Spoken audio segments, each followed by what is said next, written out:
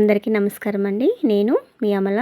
ఈరోజు మన వీడియోలో 15 నిమిషాల్లో 3 రకాల టిఫిన్స్ అనేవి మా ఇంట్లో నేను ఎలా రెడీ చేస్తానో ఈ వీడియోలో చూద్దామండి.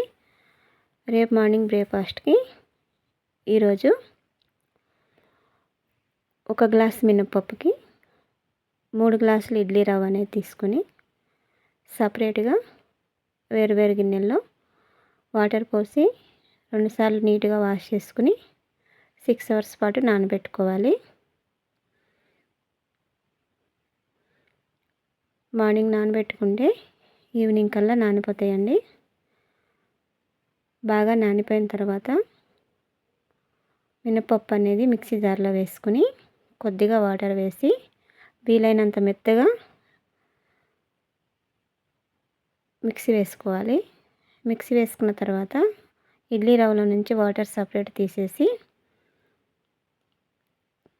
మనం మిక్సీ వేసుకున్న పిండిని వేసుకుని బాగా కలుపుకోవాలండి. ఎంత బాగా కలుపుకుంటే ఇడ్లీ అనేది గ్రైండర్లో వేసినట్టుగా అంతగా మెత్తగా వస్తాయి. నెక్స్ట్ డే మార్నింగ్ మన పిండిని తీసుకుని ఒకసారి బాగా కలుపుకొని టేస్ట్కి సరిపడా సాల్ట్ వేసుకుని మళ్ళీ ఒకసారి బాగా కలుపుకొని పక్కన పెట్టుకోవాలి. ఇప్పుడు ఇడ్లీ కోసం ఇడ్లీ గిన్నెలు తీసుకుని కొద్దిగా ఆయిల్ వేసి మొత్తం స్ప్రెడ్ చేసుకుని పిండి అనేది గిన్నెల్లో వేసుకుని ఇడ్లీ పెట్టేసుకుందాం. నేను 2 ప్లేట్లు మాత్రమే వేస్తున్నానండి. వేరే టిఫిన్ కూడా చేస్తాను కాబట్టి ఇడ్లీ మనం స్టవ్ మీద పెట్టేసుకుని వేరే స్టవ్ ముట్టించి ఇప్పుడు దిబ్బ రొట్టె కోసం స్టవ్ మీద బాండీ పెట్టుకుని 1 స్పూన్ ఆయిల్ వేసుకుని ఆయిల్ వేడయ్యాక ఇడ్లీ పిండిని 2 గరిటెల పిండిని కొంచెం మందంగా బాండీలో వేసుకుందాం.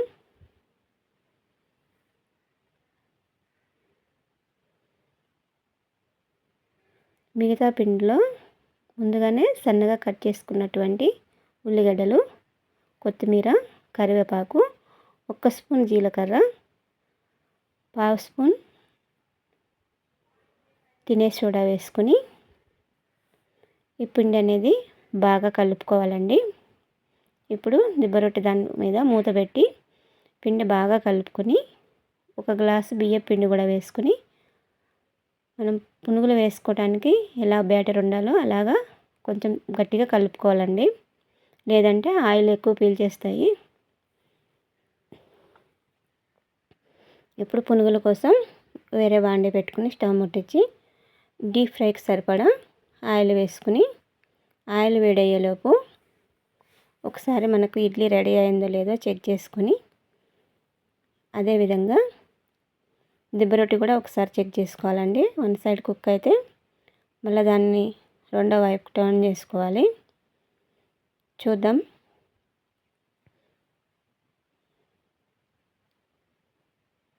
ఒకసారి కుక్ అయిందండి 1 సైడు. రెండో వైపు టర్న్ చేసుకోవాలి. అలా టర్న్ చేసుకొని మళ్ళీ 1 స్పూన్ ఆయిల్ వేసుకుని మూత పెట్టుకుని ఒక 3 మినిట్స్ స్లో ఫ్లేమ్లో కుక్ చేసుకుంటే రెడీ అయిపోతుంది. ఇప్పుడు బాగా వేడైన ఆయిల్ పునుగుల పిండిలో వేసుకుని బాగా కలుపుకుందాం. ఇలా కలుపుకోవటం వల్ల పునుగులు అనేవి గుల్లగా వస్తాయి.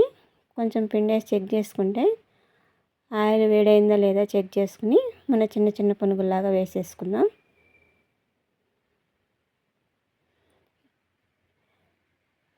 ఈ పిండితో ఇలా మార్నింగ్ అయినా టిఫిన్లో వేసుకోవచ్చు, లేదంటే ఈవినింగ్ పిల్లలకి స్నాక్స్ కూడా చేసి పెట్టవచ్చండి.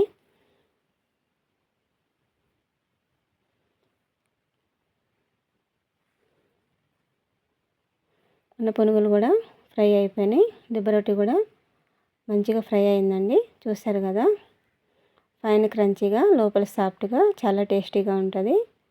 నేను చట్నీ కోసం పల్లి చట్నీ రెడీ చేసి పెట్టుకున్నాను. వేడి పునుగులు, దిబ్బ రొట్టె, ఇడ్లీ రెడీ అయిందండి. ఒకసారి ఈ విధంగా మీ ఇంట్లో కూడా ట్రై చేసి ఎలా వచ్చిందో నాకు కామెంట్ చేయండి ఫ్రెండ్స్. నా వీడియో కనుక మీకు నచ్చినట్లయితే ఒకసారి మీ ఇంట్లో ట్రై చేసి చూడండి. సాఫ్ట్ ఇడ్లీ దిబ్బ రొట్టి పునుగులు రెడీ అండి.